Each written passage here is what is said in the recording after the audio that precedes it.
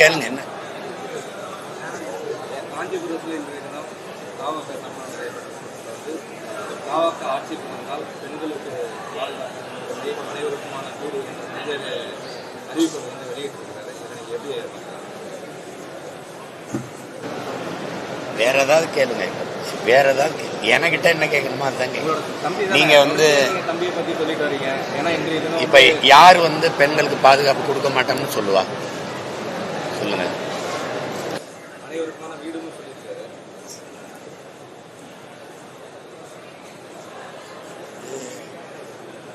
எல்லா கட்சியும் சொல்றதுதான். திமுக அதிமுக எல்லாம் கலைஞர் வீடு, அம்மா ஜெயலலிதா வீடு கொடுத்துட்டு இருக்கிறது தான் சொல்லியிருக்காரு. அதை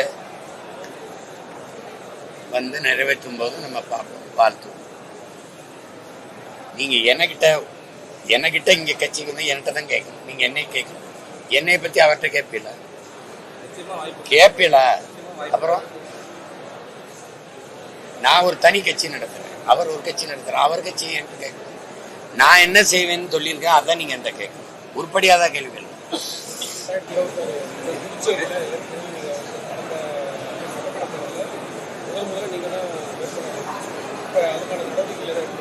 அது பிப்ரவரி 7ஆம் தேதி மாநாடு இருக்குது எங்களுக்கு திருச்சியில்.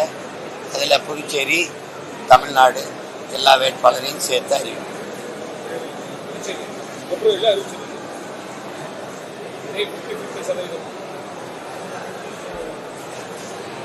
அதில் இதை மாற்றணும்னு நினைக்கிறீங்க? அதில் வாய்ப்பு இல்லை. நாங்கள் என் கோட்பாடு வந்து ஆணுக்கு பெண் சமம்ங்கிறது இல்லை, ஆணும் பெண்ணும் சமம்னு.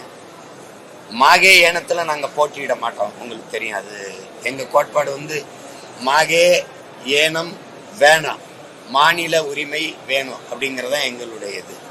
அதனால மீதி இருக்கிற 28 கம்யூன் தானே அதில் போட்டியிட்டோம்.